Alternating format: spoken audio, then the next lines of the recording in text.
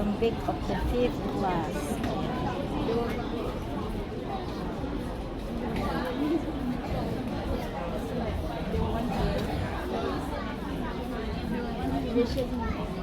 Amongst the bricks.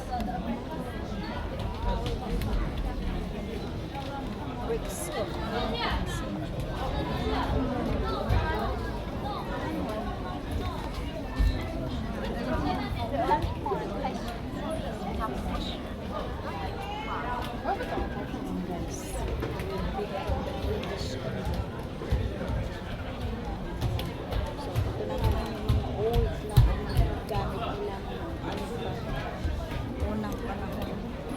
sa 14th century. Ayan. Nandito pa, matagal na to. Mga sinaunang panahon, guys. Nandito yung old na gamit noon, mga sinaunang panahon.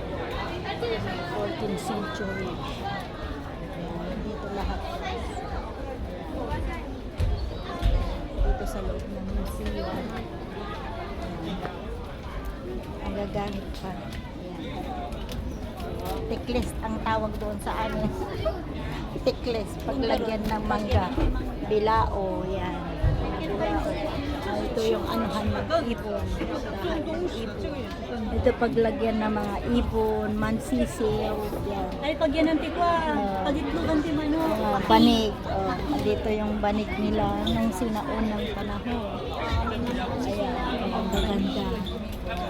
Yun pa yung upuan ng unang pinahon. Paglagyan ng isda, pag may nakuha silang isda sa dagat noon, mga lolo ko noon, may ganito noon. Ayan, mga old na gamit.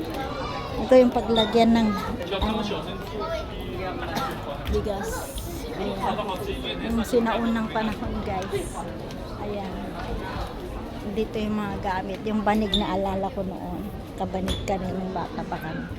Yung paglagay ng mga prutas. O ito yung ano, malaking sandok. Hindi sandok yan pag ano, pang ano, balsa. Ayan.